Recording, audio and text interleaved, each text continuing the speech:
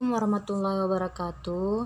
Kami dari kelompok 3 ingin mempresentasikan hasil dari penelitian kami yang berjudul pendapatan yang beranggotakan Sri Mulyani dan saya sendiri Sa'diyah. Langsung saja di sini sumber definisi pendapatan menurut FASB adalah arus masuk atau peningkatan aset lainnya dari suatu entitas atau penyelesaian kewajiban dari pengiriman atau produksi barang, pembelian jasa, atau aktivitas lain yang merupakan operasi utama atau pusat entitas yang sedang berlangsung. Menurut IAIC atau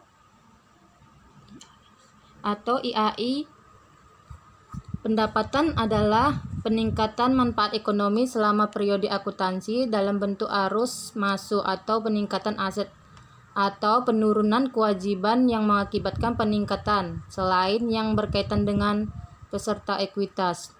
Sedangkan menurut APB nomor 4, pendapatan adalah peningkatan kotor dalam aset atau penurunan bruto pada kewajiban yang diakui dan diukur sesuai dengan prinsip akuntansi yang berlaku umum yang dihasilkan dari jenis aktivitas yang diarahkan pada laba perusahaan yang dapat mengubah ekuitas pemilik.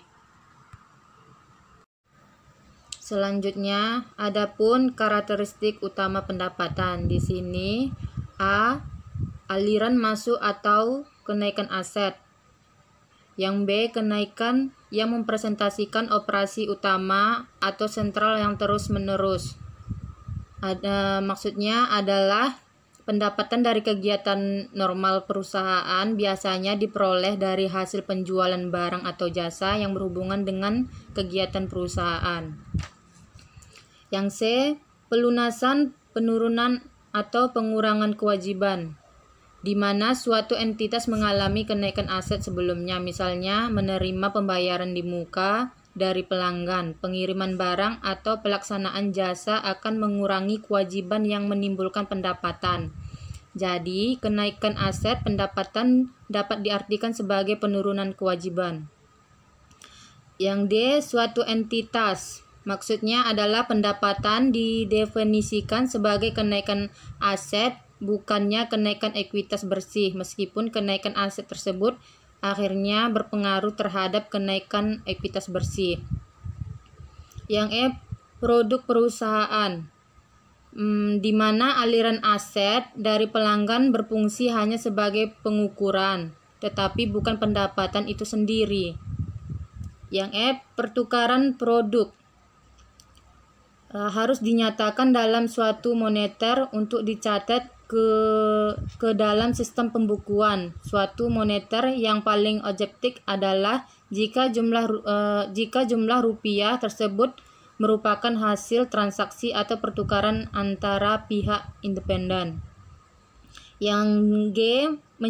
Menyandang beberapa nama atau mengambil beberapa produk, di mana pendapatan merupakan konsep yang bersifat generik dan mencakupi semua pos dengan berbagai bentuk dan nama apapun. Yang H. Mengakibatkan kenaikan ekuitas. Selanjutnya, sumber-sumber pendapatan. Adapun sumber-sumber pendapatan, yang pertama, transaksi modal atau pendapatan yang mengakibatkan adanya tambahan dana yang ditanamkan oleh pemegang saham. Yang kedua, laba dari penjualan aktiva yang bukan berupa barang dagangan seperti aktiva tetap, surat-surat berharga, atau penjualan anak atau cabang perusahaan. Yang ketiga, hadiah, sumbangan, atau penemuan. Keempat, revaluasi aktiva. Yang kelima, penyerahan produk perusahaan, yaitu aliran penjualan produk. Di mana dari kelima sumber tambahan aktiva ini hanya butiran kelima yang harus diakui sebagai sumber pendapatan, walaupun laba atau rugi mungkin timbul dalam hubungan dengan penjualan aktiva selain produk sebagaimana yang disebutkan dalam butiran kedua. Selanjutnya, konsep pendapatan. Di sini ada beberapa konsep pendapatan. Yang pertama, proses pembentukan pendapatan, di mana proses pembentukan pendapatan adalah suatu konsep tentang terjadinya pendapatan. Konsep ini berdasarkan pada asumsi bahwa semua kegiatan operasi yang diperlukan dalam rangka mencapai hasil, yang meliputi semua tahap kegiatan produksi, pemasaran, maupun pengumpulan piutang, memberikan kontribusi terhadap hasil akhir pendapatan berdasarkan perbandingan biaya yang terjadi sebelum perusahaan tersebut melakukan kegiatan produksi.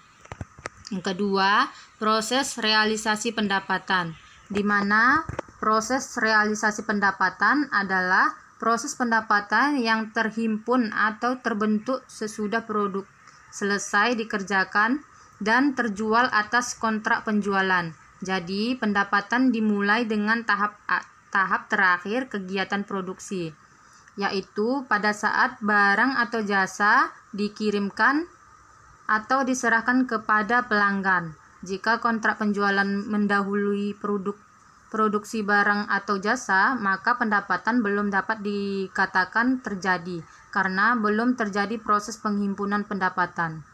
Assalamualaikum warahmatullahi wabarakatuh. Saya akan melanjutkan presentasi dari teman saya, yaitu Sadia, tentang penilaian pendapatan.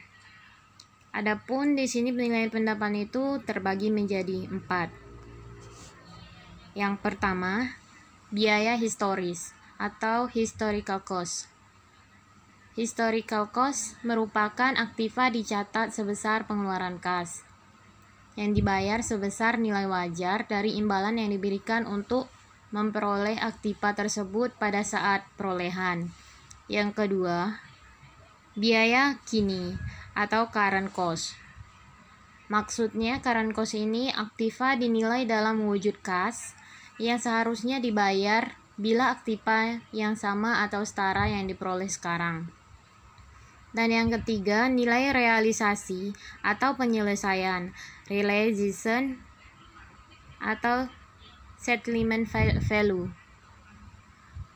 yaitu aktiva dinyatakan dalam jumlah kas yang sama atau setara aktiva yang sekarang dengan menjual aktiva dalam pelepasan normal. Dan yang terakhir, nilai sekarang atau present value, yaitu aktiva dinyatakan sebesar kas masuk bersih di masa depan yang didiskontokan ke nilai sekarang dari pos yang diharapkan dapat memberikan hasil dalam pelaksanaan usaha normal. Kemudian pengukuran pendapatan. Ikatan Akuntansi Indonesia atau IAI dalam Pernyataan Standar Akuntansi Keuangan atau PSAK nomor 23 menjelaskan kapan suatu pendapatan diakui adalah sebagai berikut. Yang pertama, pendapatan dari transaksi penjualan produk diakui pada saat tanggal penjualan, biasanya merupakan tanggal penyerahan produk kepada pelanggan. Selanjutnya, pendapatan atas jasa yang diberikan oleh perusahaan jasa diakui pada saat jasa tersebut telah dilakukan, dapat dibuat fakturnya. Yang ketiga, imbalan yang diperoleh atas penggunaan aktiva sumber-sumber ekonomi perusahaan oleh pihak lain seperti pendapatan bunga dan royalti diakui sejalan dengan berlakunya waktu atau pada saat digunakan aktiva yang bersangkutan. Dan yang terakhir, pendapatan dari penjualan aktiva di luar barang dagangan seperti penjualan aktiva tetap atau surat berharga diakui pada saat tanggal penjualan. Kemudian, realisasi pendapatan. Pendapatan baru dapat dikatakan terjadi atau terbentuk pada saat terjadi kesepakatan atau kontrak dengan pihak independen ataupun pembeli untuk membayar produk, baik produk telah selesai dan diserahkan atau maupun belum dibuat sama sekali. Pendapatan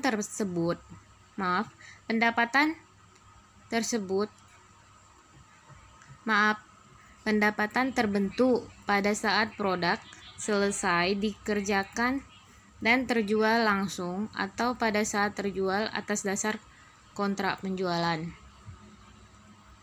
Beralih ke pengungkapan pendapatan. Menurut pernyataan standar akuntansi keuangan PSAK nomor 23 mengenai pengungkapan pendapatan, perusahaan harus mengungkapkan sebagai berikut. Yang pertama, kebijakan akuntansi yang dianut untuk pengakuan pendapatan termasuk metode yang dianut untuk menentukan tingkat penyelesaian transaksi penjualan jasa. Yang kedua, jumlah setiap kategori signifikan dari pendapatan diakui selama periode tersebut, termasuk pendapatan dari penjualan barang, penjualan jasa, bunga, dividen, dan royalti. Sekian dan terima kasih. Jika banyak kesalahan dalam presentasi kami mohon maaf. Assalamualaikum warahmatullahi wabarakatuh.